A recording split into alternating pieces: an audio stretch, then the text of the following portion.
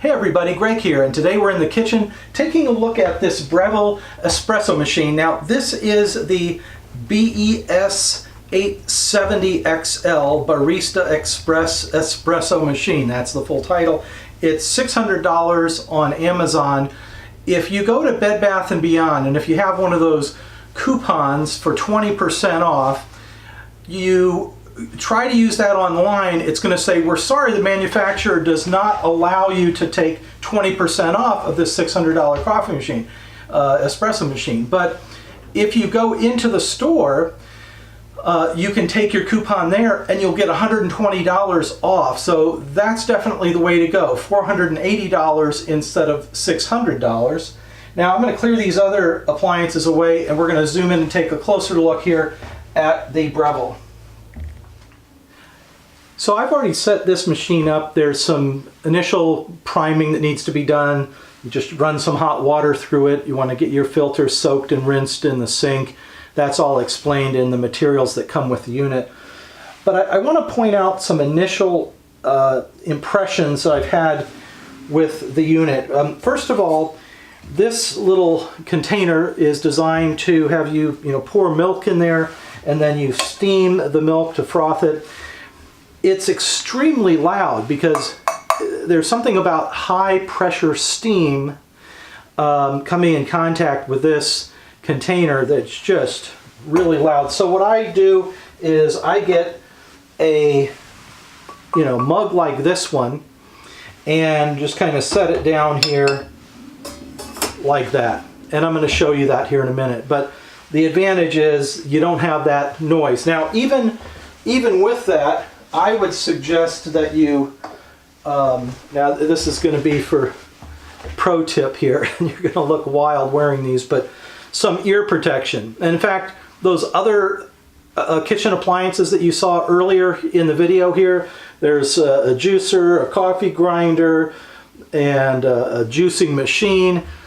Those are all really high decibel levels of sound. So even though it looks silly, you might want to put earplugs in or wear some head protection, ear protection, like this headset. So I thought I'd mention that because there's really not much attention given to reducing the noise. I think if anything, there's sort of an attempt to reproduce that coffee shop sound, with these machines. So you get a lot of the grinding and the steaming and all that noise going on. So that was one impression I had, was the extreme sound. And the other thing, which is kind of surprising for a piece of equipment that's in this price range, $600, is that this piece of metal, it seems to be stamped. When it was manufactured, it was stamped out, and it's not finished very well. So it feels kind of like a cheese grater. And if you just grab this with your hand, you're likely going to scrape off the top layer of your fingernails or cut your skin on this. That's really unfortunate. Also, these grippy holes there. It's designed to be a drip tray, so that you would, let your steamer finish steaming out through this hole, and then these two holes are to be a drip tray for the coffee dripping after you've taken your cups away. But anyway, so that's just to be cautious with that. And as you'll see, if you're kind of looking at the machine in the store, or you get one and you're just playing around with it, there's a storage tray for tools that goes in the back. That's kind of nice. And this tray lifts out, and there is a little float device here where once it's full, it'll float up and say empty me, and you will see that message through the window. That's very sharp. So if the tray gets full, it won't overflow. If you're paying attention, you'll see that message there. So let's get to making some coffee here, and I'll show you the process. Now, there's obviously a lot of espresso enthusiasts who would be critiquing this video and probably telling me I'm doing things the wrong way. I'm not an enthusiast myself. I don't know the science behind all this, the pressure and the temperature and all that. I'm just going to give you some tips of things that I've tried out. So one thing I can say is that if you're exploring different coffee machines and different ways of making coffee, I would just highly recommend, you know, not getting ground coffee, but getting coffee beans, fresh coffee beans from a nice roaster. So anyway, because if you have fresh ground coffee and then through this system, it's just incredible. The flavor, it's smooth, and the kick is pretty serious. You get a lot of energy from this. So these are some fresh coffee beans from our local co-op, and this is an Ethiopian coffee. I find it's just a really robust, flavorful coffee bean. So I'm going to put that up here in the hopper. One thing I've wondered about is in coffee shops, in cafes, you'll see these hoppers filled up with coffee beans, and I guess they're moving through them pretty quickly, so it's not going to get stale. But I tend to put coffee beans in a mason jar like this one and then keep it refrigerated.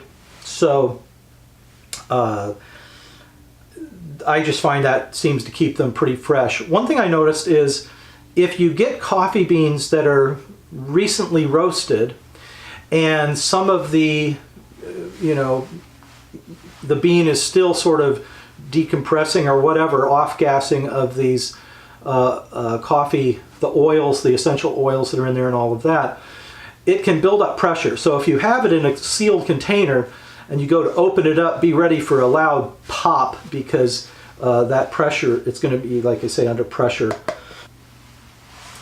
There are different filter baskets that come with the espresso maker, and this is the double shot one, so there would be enough coffee in here to you know, do 2 shots.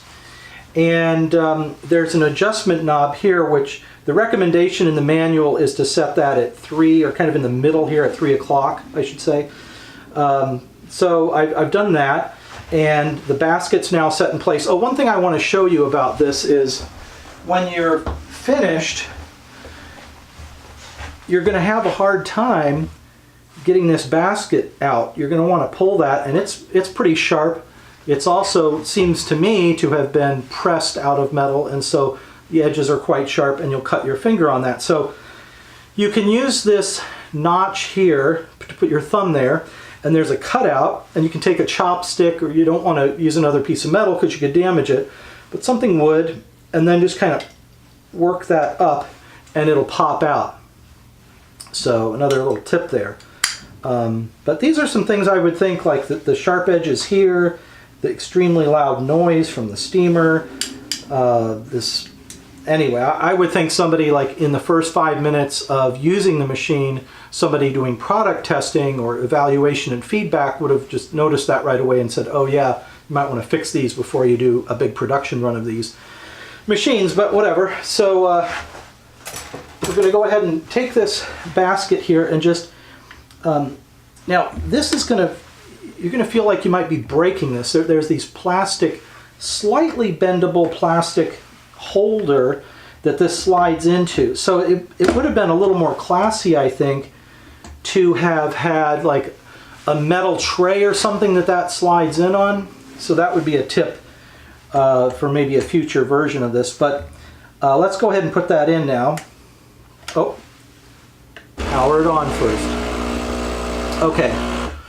So initially, you're going to hear some noise as it heats up the water, pressurizes, etc. I'm going to start the grinding now. Now, because I have that set, the grind amount is set at the 3 o'clock position, and it takes some, you know, getting used to, but that should be just about right to fill this up, and then it would stop.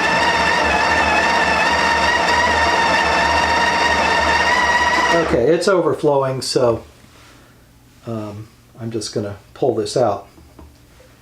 Now, the reason I guess that the grind amount is an important setting is because you do want this to be a little bit flowing over, so that when you pack it down, you won't have this just half full. So you really want it to be a little bit over. And I do like this tamper here. It is held in magnetically. That's kind of cool. So basically we're just going to go ahead and take the tamper and put that in here. And I'm sure there is some science behind, you know, how much pressure to apply. Do you turn this little thing, or, you know, however you do that. But there's going to be a lot of pressure from here, this really hot water going through this. And so having that all packed in there is a good thing. And then there's this blade here. This is kind of classy. It could have been made out of plastic or something, but it's nice aluminum. And you're supposed to put this in here and then sort of turn it. And then that evens out the top of the top there. So, and then I guess we can use this side. I don't know. I didn't use that the first time in using the machine. I'm just using that now. I kind of prefer, just to, all right. So now that that's all tamped down and the machine is ready, I've made a pretty good mess here. We're going to go ahead and lock this into place. Now the handle needs to be turned toward this angle going out, and you'll see here it says insert, and then over here is lock. So I'm just going to push that all up there and click it into the lock position. And it just kind of tightens up. There's no really feedback in terms of clicking or anything like that. So you just want to kind of get a feel for that. And then initially I'm going to go ahead and get that mug again that I was telling you about. This one. Instead of using 2 espresso cups, you know, you can kind of put these here and put one here and have 2 cups there. I like using this mug because I'm sure to catch all of the coffee here in this big mug. And I'm going to go ahead and push the button here for 2 cups.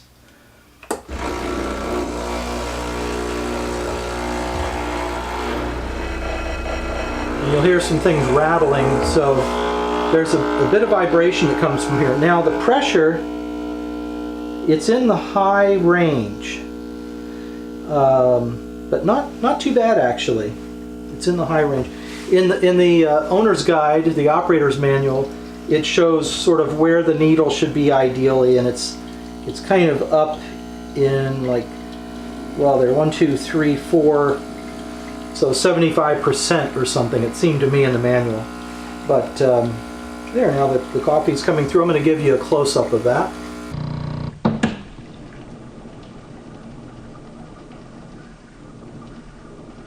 All right, so the coffee is done. Now I could have been simultaneously doing, you know, letting this run and doing some steaming with the milk. That would have been smart, so everything would have been done at the same time. But I didn't do that. I'm going to let this just kind of sit here. And now I'm going to get another one of these mugs and put some milk in here. There's a dairy just south of Iowa City in Kelowna, and they have this supernatural, or Kelowna Supernatural organic milk. This is the whole milk. I like the 2%, but they were out the other day, so there we go. And I'm going to fill this cup about halfway. Now, that's probably more milk than is needed, but what you can do with that leftover milk is you can put some cacao powder in there and make sort of a hot cocoa. You can take matcha powder and make a nice matcha tea mix with that extra milk. So it's just good to have. And if you wanted to have a small amount of milk, the problem is, you know, it would sort of just kind of fly up a little bit because there's a lot of pressure coming from the steam. And if you just had like a little layer of milk in the bottom of this or in the bottom of that metal cup, it would get really loud. Oh, and let me just, this will come through pretty well on camera here. I'm going to get that metal container and just give you an idea of how loud that gets. So to do this, I'm just going to fill it with a little bit of water, and I'll get the steamer going. This wand is nice, the steaming wand. It has a soft silicone type of grip here, and you just pull that out and drop it in. Now you've probably seen baristas kind of do this where they're moving this or they're holding it and they're steaming it. I like to just let it sit there because with cold milk or with cold water, in this case, it takes a long time for it to heat up. So you're going to be holding that for a while. There's a cycle that it goes through. So if you turn this knob on the right hand side, turn that counterclockwise, it will start that cycle and then begin steaming. Now it's just getting started, so you're going to hear that getting louder and louder. And it's a kind of sound that just sort of resonates in your ears just a little bit too loud. So notice the difference when I switch over to, instead of a metal container, I'm going to switch to the milk. A little more mess there. And you see what I mean, that bubbling happens. So you can adjust that wand to where it's at the edge of this mug, and it's just going to swirl that milk around for you. A lot more quiet, as you can tell.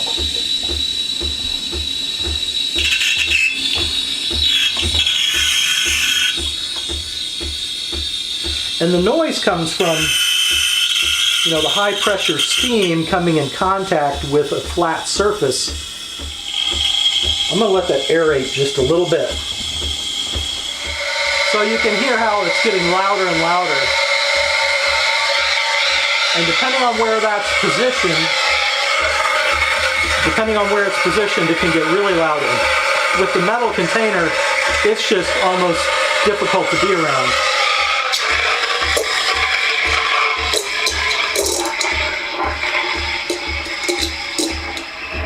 What I'm trying to do here is, with just the right level of milk and just the right angle of this steaming wand, it's possible to create sort of some aeration in that milk, and that creates it, almost makes it into like a whipped cream a little bit.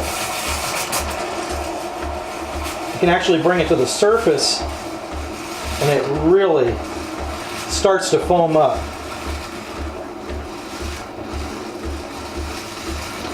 And that's another thing with this mug, I'm really able to work at that surface, get it just the right pressure, and it's not going to overflow on me. And now with enough of a foamy surface on top, I can actually pull that wand out a little bit, and it intensifies the effect.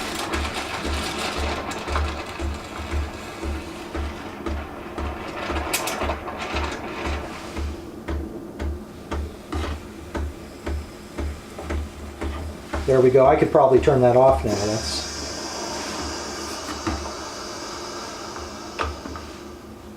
There. So, there we go. And now I'm going to pour this into the coffee, at least some of it.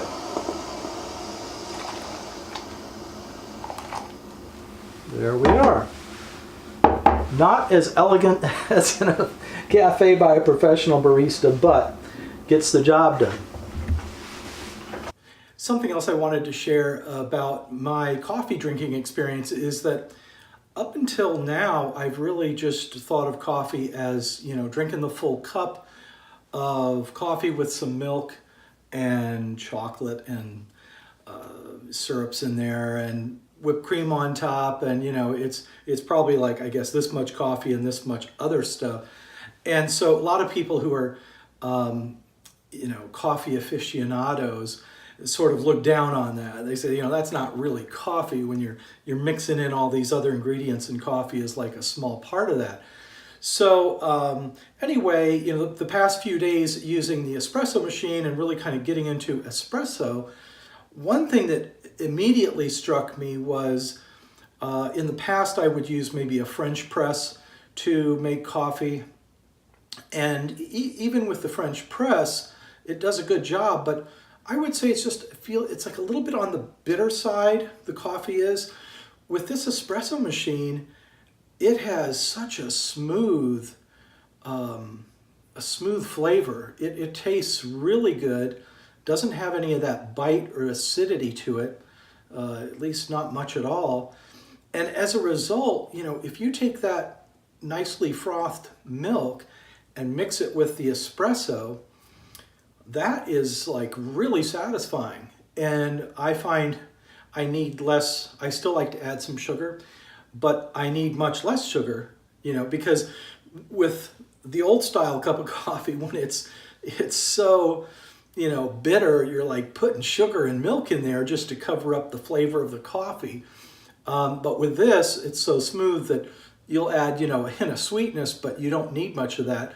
And you certainly don't need to mask it with chocolate and other syrups and things to make it taste good. It does taste good. It tastes fresh. It tastes really good. So I wanted to point that out, a perspective from a novice. I know I'm going to get a lot of feedback on this video from people that know a lot more about coffee and espresso machines and making espresso than I do. I'm not a professional barista. You might have figured that out from the video. But so anyway, you know, comments are appreciated. I'll just say thank you ahead of time for whatever comments that people are putting on YouTube. And most of them I'll just agree with probably. So not looking to get into any sort of debates with coffee trolls out there. Just, you know, appreciate everybody watching and look forward to seeing you in the next video. Thanks so much.